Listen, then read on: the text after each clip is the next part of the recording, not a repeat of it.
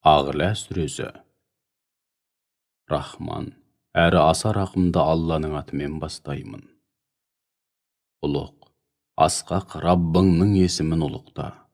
Ол жаратады да, ең керемет әрі үйлесімді кескін келбет береді.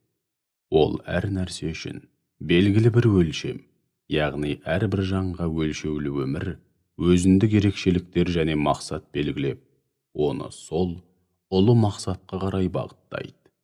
Сондай-ақ ол шүйгін шөпті, өсімдік атаулыны шығарады.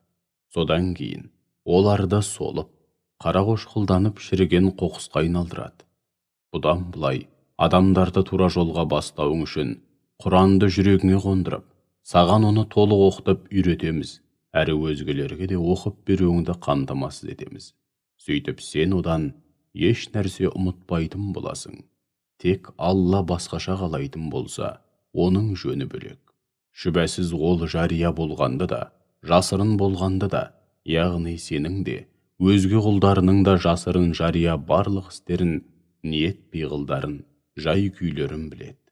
Біз сенің қай мәселеде болмасын мақсатыңа оңай жетуің үшін жолыңды жеңілдетеміз.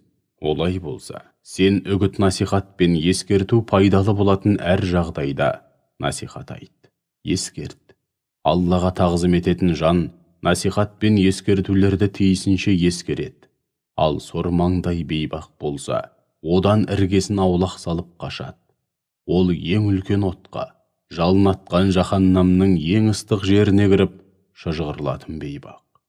Ол онда қанша азап шексе де, әсте өлмейді, рахат өмірде сүрмейді. Ал күпірліктен, Аллаға серік қосудан, күнә атаулыдан, дүние құмарлықтан арылған, шүбәсіз азаптан құтылып, мұратына жетеді.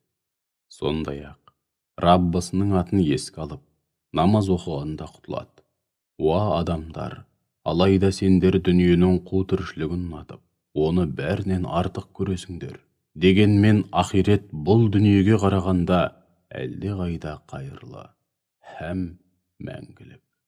Әлбетте, бұл ақиқаттар бұрынғы иләһи нұсқаулар мен насихаттар жазылған парақтарда да бар еді. Ибраһимге және Мұсаға берілген парақтарда да бар еді.